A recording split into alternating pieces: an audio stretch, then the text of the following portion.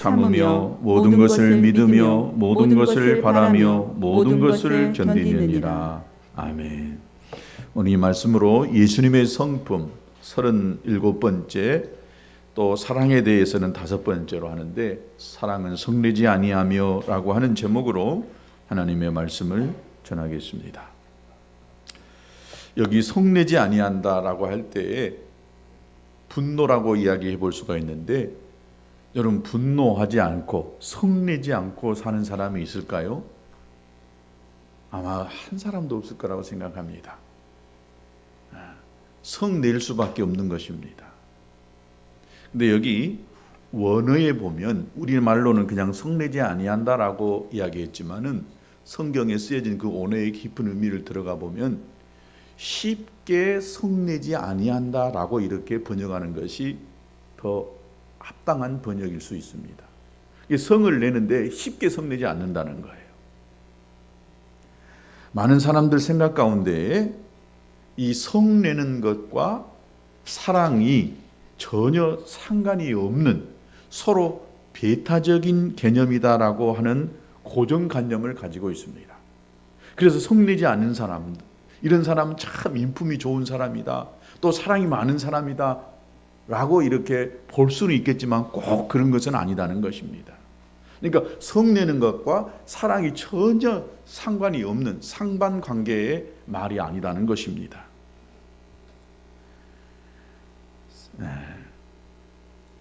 성경은 좀 다르게 가르치고 있어요.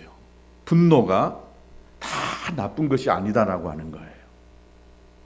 그래서 잠언에 보면 분노하지 말라라고 이렇게 가르치지 아니하고 분노하기를 더디하라라고 그렇게 이야기했습니다.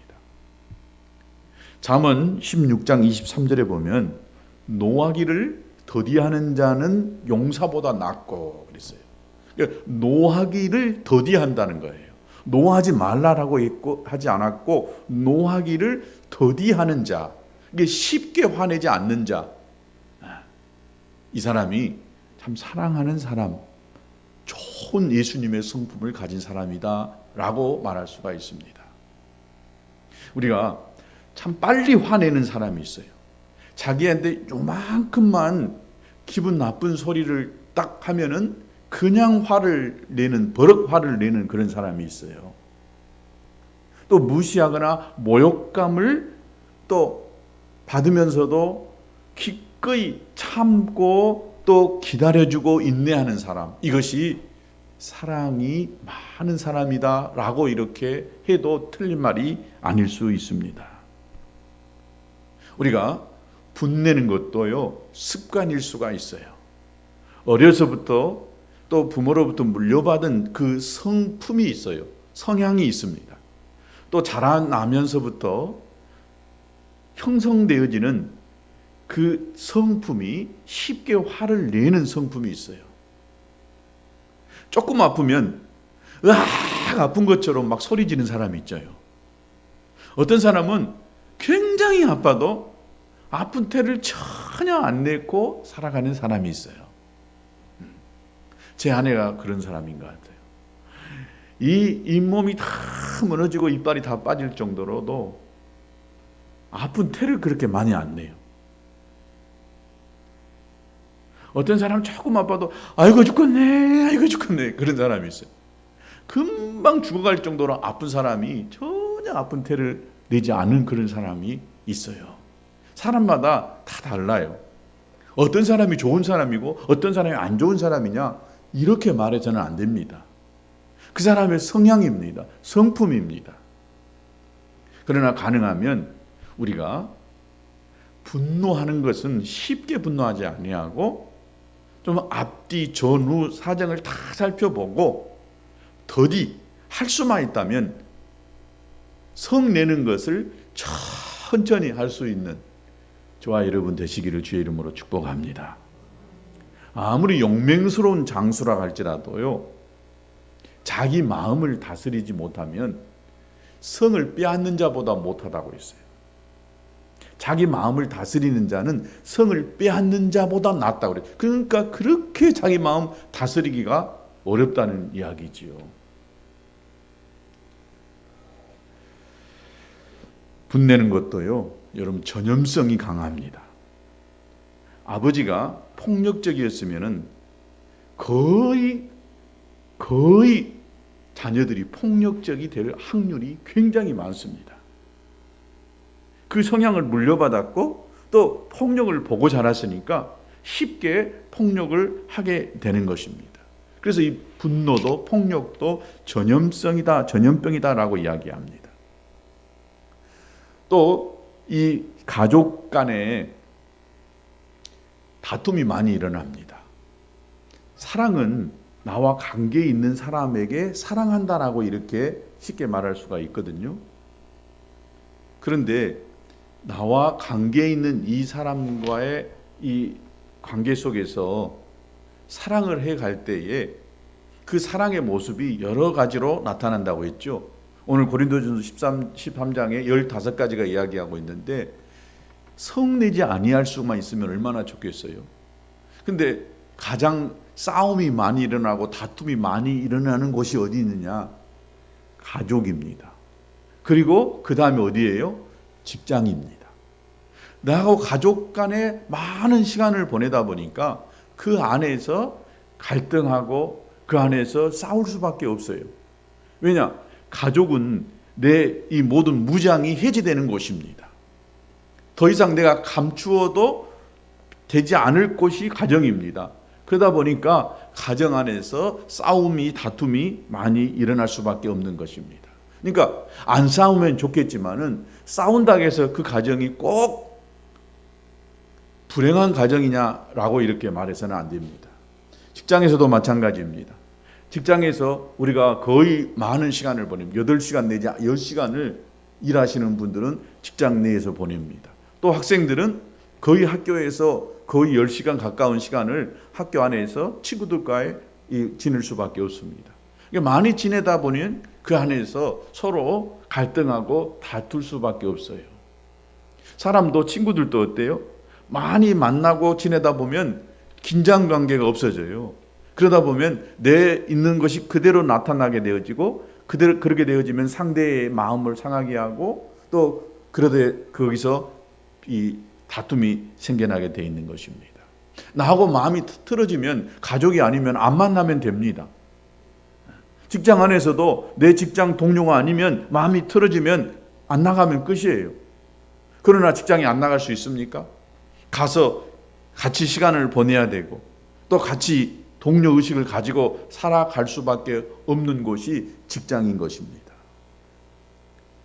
그렇기 때문에 우리가 노하기를 더디하고 자기 마음을 잘 다스려가는 것은 예수님의 성품을 닮아가는 우리의 모습인 줄로 믿습니다. 성질을 안 내고 분노를 안 내고 살아갈 수 있으면 좋겠지만은 때로는요 성질을 내는 것도 필요합니다.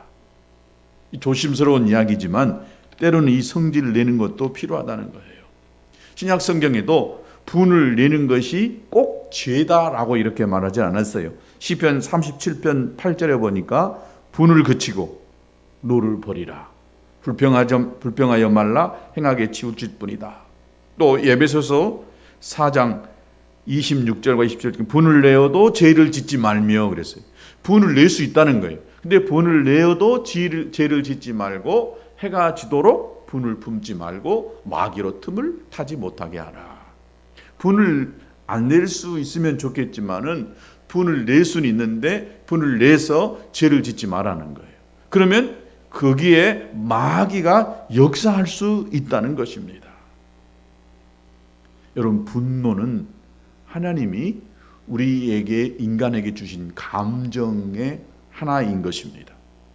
사람이 절대 화를 내지 않는다라고 한다면 그 사람은요 목석입니다. 생명 없는 나무와 돌입니다. 여러분 나무가 화내는 거 봤어요? 돌이 화내는 거 봤어요? 살아 있으니까 반응한 거예요. 여러분 이 식물도요 살아 있으니까 내가 어떤 이 식물이 어려움을 겪을 수 있는 환경을 만들어주면 표출하는 거예요. 그래서 잎사귀가 뭐 노랗게 된다거나 아니면 말라 비틀어지게 돼 있는 것이지요. 여러분 길 가는 개도요 건드려 보세요. 그러면 왕왕왕 해요. 고양이도요 지나가는 고양이도 건드려 보세요. 야옹야옹하고요. 눈을 부릅뜨고 달라들으려고 그래요. 살아있기 때문에 그렇습니다. 인간도 살아있기 때문에 누가 나에게 욕을 한다거나 누가 나에게 폭력을 가하면 내 마음이 상하고 속이 상하고 감정이 상할 수밖에 없는 것이에요. 그리고 분노가 일어날 수밖에 없는 것입니다. 이건 하나님이 우리에게 인간에게 주신 감정인 줄로 믿습니다. 모든 감정은 하나님이 주신 것이고 필요할 때 감정 표현을 통하여서 자신을 발산함으로 건강한 몸을 유지하게 되는 것입니다. 근데 발산하지 못할 때, 이 분노를 발산하지 못할 때 우리가 잘 알듯이 그것은 병이 되는 경우가 많습니다. 그렇다고 해서 아무 때나 화를 내라고 하는 말은 아닙니다. 분노를 통제할 줄 알아야 되지요. 직장에서나 가정에서 화가 나는 일이 생겼을 때에, 분노할 수 있는 일이 생겼을 때 어떻게 해야 되느냐? 베개를 머리에 대고 누울 때까지 그 분노가 남아 있어서는 안 된다. 해가 지도록 그 분을 품지 말라는 것. 거기서 끝내버리라고 하는 것입니다. 하루가 끝나기 전에 분을 끝내버리면 그 분노가 그 다음에 계속해서 이어져 가지 않는다라고 할 수 있다는 것입니다. 이 유명한 존 헌터라고 하는 생리학자가 있었어요. 근데 이 생리학자가 뭘 연구했냐면 분노, 질투, 독선이라고 하는 감정을 오래 품고 있으면 우리 심장을 압박을 해가지고 결국 심장병이 생긴다라고 하는 주장을 냈던 사람입니다. 이 사람이 사람들을 모아놓고 학회를 열었습니다. 자기가 가지고 있는 그 지식을 막 사람들에게 오픈해갖고 드러냈어요. 끝나고 나서 어떤 학자가 이 헌터에게 막 들이대고 있습니다. 맹렬한 공격을 해야 됩니다. 그러니까 이 헌터가 너무 화가 나가지고 반격을 가하려고 자리에서 확 일어나다가 혈관이 터져가지고 그 자리에서 쓰러져가지고 숨을 거두고 말았다는 겁니다. 사인은 극심한 분노가 심장의 혈관을 압박해가지고 일으킨 심장마비였어요. 이 사람은 죽음으로 인해서 자기 학설을 증명해낸 사람이었어요. 그만큼 분노하는 것, 화내는 것, 이것이 심장병에 그렇게 안 좋다는 것입니다. 그래서 오늘 사랑의 정의는 이 성내지 아니한다라고 이야기했습니다. 분노는 자기와 상대방을 죽이는 것이기 때문에 하지 않는 것이 너무 당연합니다. 우리는 화를 참지 못하고 성을 내고는 어때요? 그 다음에 꼭 후회하지요. 그때 내가 조금만 더 참을 텐데, 조금만 더 참았으면 하는 이렇게 후회를 하는 경우가 많아요. 그래서 성내기를 더디하라고 했습니다. 노하기를 더디하라고 그랬습니다. 쉽게 성내지 말고 좀 참아보라는 거예요. 그리고 또 참아보고 할 수만 있다면 참다가 그리고 안 되겠으면 분노를 표출하라는 것입니다. 여러분, 우리의 감정이라고 표현할 때에 희노애락이라고 이야기합니다. 희노애락, 기쁨과 또 분노와 또 슬픔과 또 기쁨이, 즐거움이 있지요. 우리의 이 희노애락 중에 분명 분노도 들어가 있다는 거예요. 근데 기쁨이나 또 슬픔이나 즐거움, 이 세 가지 감정은 이 그대로 표현하듯이 분노 또한 표현이 되어져야 하는데, 이 분노는 다른 세 가지 감정과는 좀 달라요. 다른 것은 기쁨이나 또 슬픔이나 즐거움은 다른 사람에게 어떤 좋지 않는 영향을 안 주는데, 분노는 상대방의 마음에 상처를 입혀버려요. 분노가 솟구치는데 억지로 이렇게 누르다 보면, 자꾸 이것을 누르다 보면 뭐가 생겨요? 병이 생기는데 이것을 뭘 말로 하냐? 화병이다라고 이야기합니다. 화병. 근데 이 화병은 우리나라에서 만들어진 병이라는 거예요. 그래서 미국 정신의학회에서 화병을 그대로 우리나라 말을 써가지고 화병이다라고 하는 이런 표현을 쓴다는 것입니다. 그래가지고 그 화병의 이 뜻이 뭐라겠느냐? 특별히 화병은 분노의 억압에서 기인하는 한국인에게 나타나는 특이한 현상이다라고 이렇게 화병을 말했다는 거예요. 이게 한국 사람에게 나타나는 특별한 병, 이거 한국 사람에게만 있겠어요? 근데 이 화병이라는 표현이 한국말로 그대로 정신의학회에 올라가 있는 그런 말이라는 것입니다. 특별히 한국 사람들에게는 이 화병이 참 많이 있었던 것 같아요. 여자들이 커서 시집가게 되면 어때요? 가서 시집가면 귀머거리 3년, 덩어리 3년 하라고 그럽니다.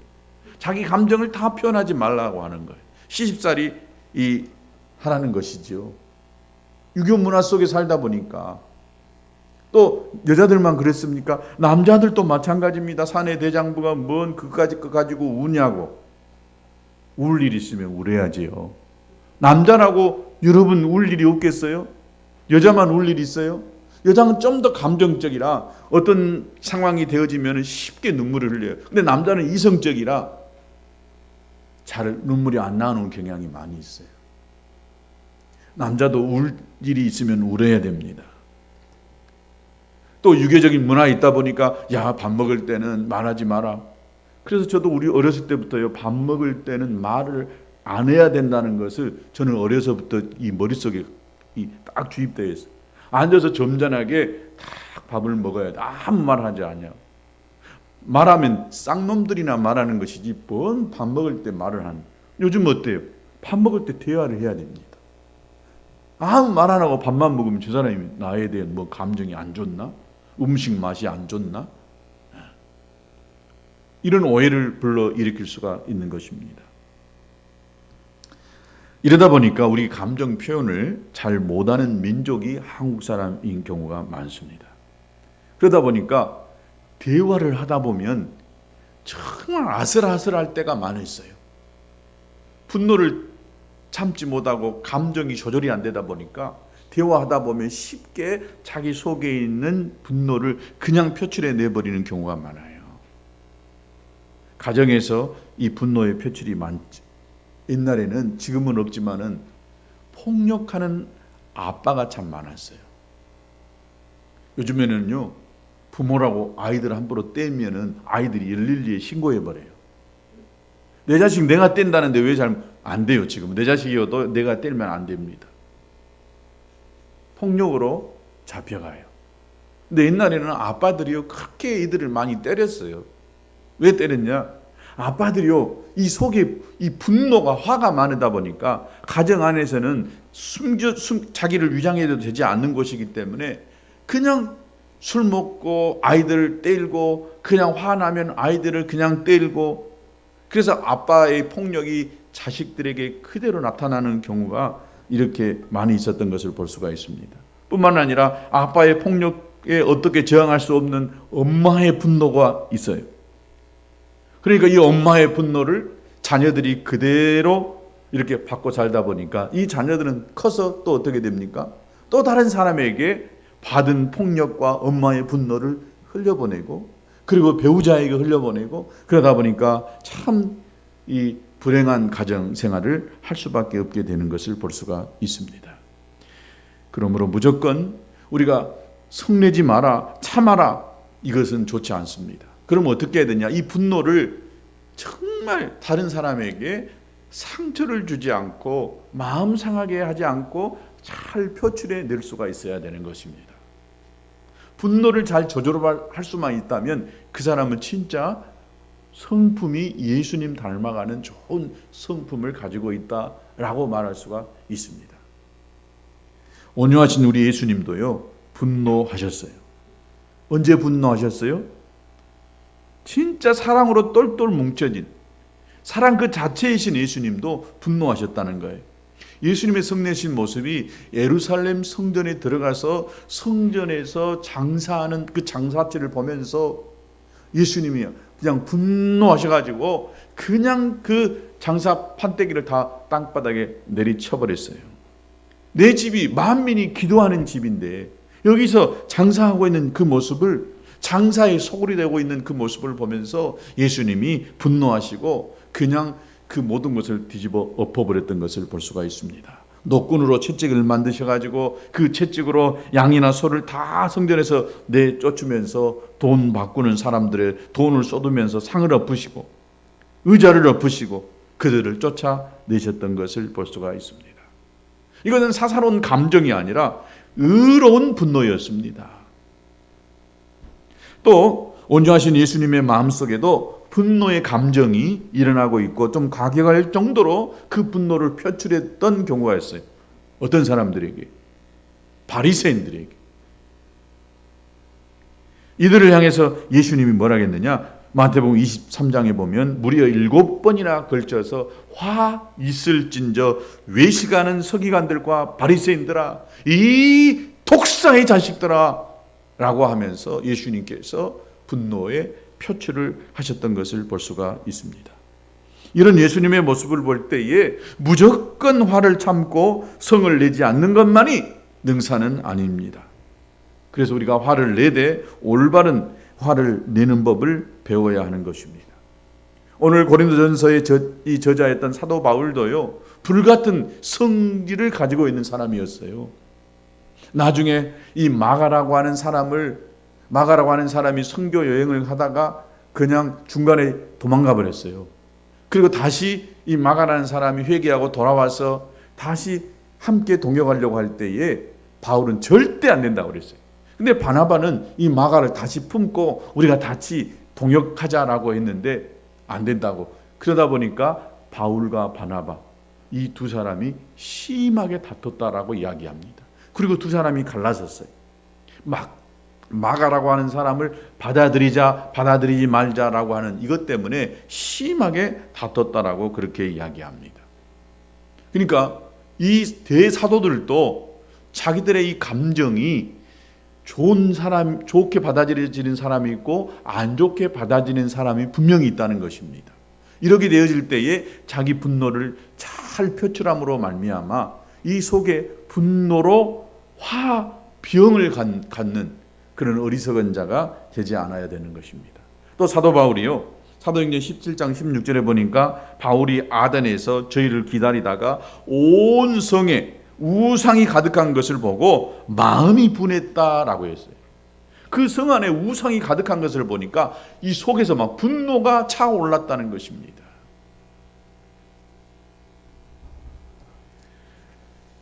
무조건 참는 것만이 좋은 것은 아닙니다. 잘못된 것이 있을 때에 분노를 표출하는 것이 필요합니다. 구약 성경을 보면 우리 하나님도 이스라엘이 당신의 뜻에 따라 살지 아니하면 화가 나서 이스라엘에게 분노하셨습니다. 그리고 다시 그들의 상처를 싸매 주시고 다시 구원의 길을, 회복의 길을 열어주셨던 것을 볼 수가 있습니다. 그러면 우리가 온전한 사랑을 위해서 분노를 어떻게 해야 되느냐? 첫 번째, 분노를 품어도 분노를 내도 해가 지기 전에 풀어야 한다라는 것입니다. 이것만 잘 지키면 그 분노로 인해서 내 마음속에 화가 생기지 아니하고 사랑의 관계가 깨지지 않는 관계가 유지될 수가 있습니다. 그래서 가능하면 화냈어도 그날 밤이 지나가기 전에, 해가 지기 전에 관계를 화를 풀어야 된다는 것입니다. 중세 이 수도원에서 수도사들이 살아갈 때에 요즘 수도사들이 산다고 다툼이 없을 것 같죠. 세상 다 버리고 오직 하나님과만 관계하며 살겠다라고 모인 이 수도사들도 서로 살다 보면 인간이 서로 다른 것들 때문에 다툼이 일어날 수밖에 없는 거예요. 중세 수도원에서 저녁에 기도하는 시간이 꼭 있는데 이 기도 시간에는 어떤 기도 시간이냐면은 서로의 이 잘못을 용서를 구하는 시간이 저녁에 기도하는 시간이었다는 것입니다. 그러니까 하루 중에 내가 다른 사람에게 무엇을 잘못했다라고 생각하는 것이 있으면 용서를 구하고 내 마음속에 저 사람에 대한 미움 감정이나 좋지 않은 감정이 남아있다라고 한다면 그날 밤이 해가 잠자기 전에 꼭 그 사람하고 이렇게 서로 화해하는 그런 시간을 가졌다라고 하는 것입니다. 그렇다고 한다면 우리 모두는 분명 완전한 사람이 아니니까 가정에서 직장에서 또 어디서든지 간에 서로 감정이 상하고 또 분노를 낼 수밖에 없는 이런 상황에 있다 할지라도 빨리 풀어야 됩니다. 그러면 그 사랑의 관계가 깨지지 않습니다. 담을 쌓고 나는 이 사람하고 관계 안 해. 그러면 끝인 것 같죠? 절대 끝이 아닙니다. 용서하지 못하고 관계하지 않으면 않을수록 내 마음에 깊은 상처가 생겨요. 웅덩이가 생깁니다. 그리고 거기에 썩은 물이 고이기 시작합니다. 여기에 마귀가 역사합니다.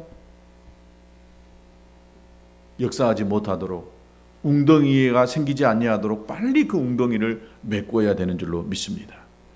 두 번째는 분노를 하나님 앞에서 풀 수 있어야 하는 것입니다.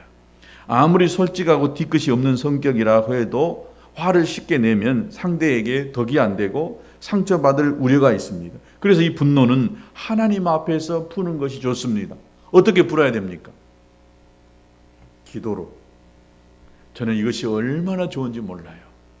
내가 여러분들한테 내 속에 있는 다 하면은요, 여러분도 상처받아요. 여러분도 저한테 속에 있는 거 나쁜 이야기 안 하지만 저도 목회를 하다 보면 진짜 속이 문드러질 때가 한두 번이 아니에요. 하고 싶은 말 다 못하고 지낼 때가 참 많아요. 그래서 내가 요즘에는 중간중간 오늘도 시작할 때 몇 마디 했잖아요.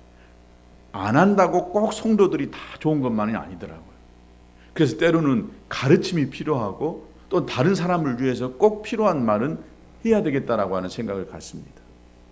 그리고 제 마음에 참 속이 상하면 하나님, 그 인간 왜 그럴까요?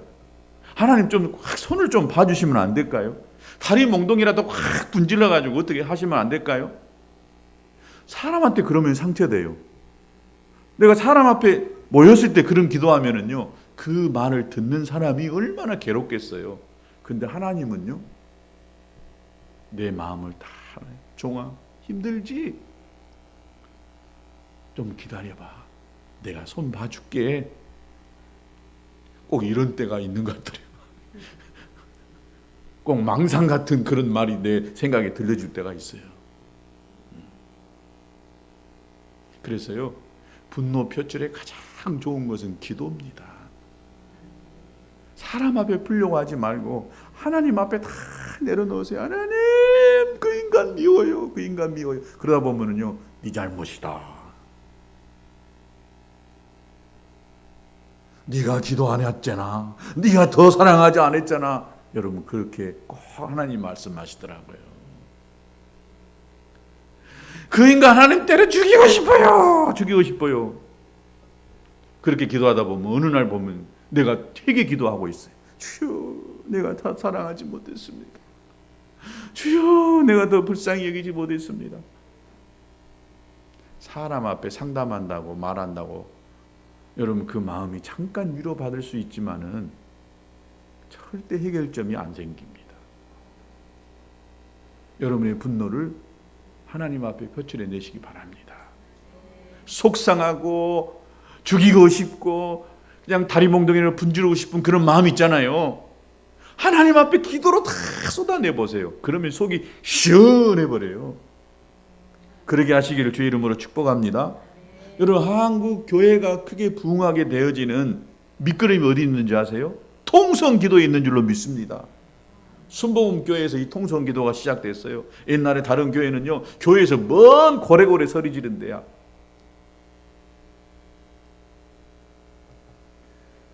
저도 전도사 때 서울의 어느 침례교회 갔는데 그 교회는 목사님이 정말 보수적이에요. 그래서 절대 통성으로 기도하면 안 돼요. 교회 기도는 조용조용 속으로 혼자 하는 것이지 뭔 하나님이 귀가 먹었냐? 소리 지르지 마! 목사님이 그러시더라고요. 기도는 혼자 조용조용 속으로 그냥 이렇게 하면 되는 것이지 하나님이 귀가 먹었냐고. 왜 하나님 앞에서 주여! 하고 소리 지르냐고.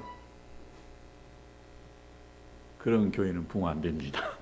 꼭 이것이 정답이 아닙니다. 제 말입니다. 그렇다고 해서 부흥 안 된 건 아닙니다. 근데 순복음교회 좋은 게 뭐죠? 미션입니까? 할렐루야! 하다 보니까 막 성도들이 주여! 아멘 하면서 고래고래 소리 지르고 가난하고 병들고 찌든 사람이 모여서 예수의 이름으로 나을지어다. 그러니까 병이 낫고 가난은 떠나갈지어다니까 부자 되고 그러니까 막 순복음교회가 부흥했잖아요.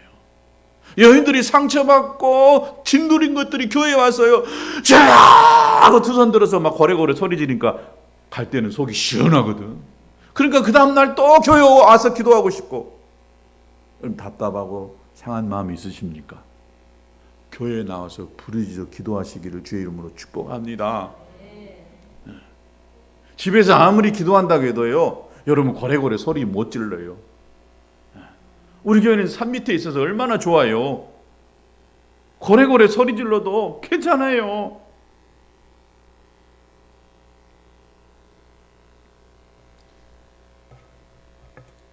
세 번째, 이 분노를 줄이려고 하려면 말을 삼가해야 돼요. 말을 하다 보면 거기서 반드시 분노하게 돼 있어요. 그래서 가능하면 말을 안 해버리는 것이, 너무 안 하는 것도 문제지만은 안 하는 것이 참 분노를 표출 안 하는 좋은 방법입니다.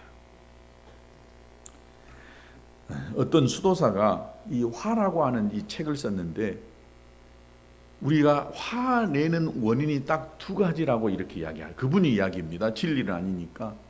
첫 번째는 먹는 음식의 문제이다는 거예요. 두 번째는 또 다른 것인데, 우리는 먹는 음식을, 화난 음식을 먹고 산다는 거예요. 주로 여러분 소를 잡을 때 소고기 먹죠, 닭고기 먹죠, 돼지고기 먹죠. 전부 이거 화난 그 음식, 고기들을 먹고 있는 거예요. 이거 죽일 때 얼마나 화가 나겠어요. 한 방에 그냥 팍 죽여버리면 좋겠는데 도살장으로 끌려가고 양계장에서 나와가지고 그 닭 잡는 곳으로 끌려가는 그 닭들 봐보세요. 얼마나 불쌍한가. 돼지들이 그 트럭 안에 우글우글해갖고 모여가지고 그 있고, 또 닭도 보면은 어때요? 나와서 기르는 닭이 대부분이 아니라 우리가 먹는 닭들은 거의 대부분요, 요만한 공간에서 움직이지도 못한 데서 먹이만 먹고 살다가 알 낳고, 그래서 뭐 45일인가 컸다가 우리한테 오는 닭이에요. 그러니까 얼마나 스트레스가 많겠어요. 돼지도 마찬가지로 그 좁은 거리에서 꿀꿀꿀 하면서 먹고 있다가 몸이 비대해져 가지고 어느 정도 되면은 그걸 잡아가지고 우리는 그것을 맛있다고 구워서 먹고 삶아서 먹고 그러잖아요. 소도 마찬가지예요. 그러니까 전부 이 먹는 음식들은 화난 그런 음식들을 우리가 먹다 보니까 우리 안에도 화가 저절로 생긴다라고 이야기 하더라고요. 꼭 맞는 것은 아닌데 좀 일리가 있는 말입니다.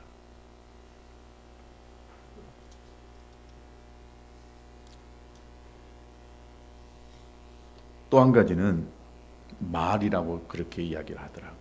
말인데 될 수 있으면 말을 삼가라고 했는데, 분을 잘 다스리는 사람이 되기 위해서는 무엇보다도 혀를 잘 다스려야 한다는 것입니다. 우리가 한참 말을 하다 보면은 그 말에 상대방의 마음을 찌르는, 상대방의 마음을 불편하게 하는 말들이 많이 하고 있는 것을 볼 수가 있습니다. 대화할 때 크게 두 가지만 조심하면 됩니다. 첫 번째, 될 수 있으면 판단하는 말을 하지 말라는 거예요. 사실 그대로만 이야기하는, 내 감정이 들어가가지고 그 사람이 어떻더라라고 판단하면 거기서 다툼이, 분노가, 문제가 생길 수밖에 없다는 거예요. 두 번째는 자기 느낌을 그대로 표현하라는 거예요. 잘 표현해야 될 필요가 있습니다. 부모나 자식, 또 부부간에 갈등이 생기는 이유 중에 하나가 뭐예요? 우리의 감정을 잘 전달하지 못하기 때문에 거기서 갈등이 생기게 되는 것입니다. 말을 잘 안 듣는 자녀에게 너 진짜 왜 그러냐? 너는 또 그렇다. 뭐가 문제예요? 너는 항상 그 모양이더라. 이미 판단을 해버렸어요. 내가 말하는 그 말 속에 판단을 해버렸어요. 오늘 엄마가 해달라고 부탁했는데 하지 않아서 엄마가 매우 화가 난다라고 이렇게 이야기하면 괜찮아요. 자기가 느낀 그것을 그대로만 표현하면 되는데 과거까지 들먹여가지고 이렇게 이야기하다 보면 거기서 상처를 받을 수밖에 없다는 것입니다. 오늘 우리가 말하는 것도 잘하고 또 분노를 잘 다스려서 사랑의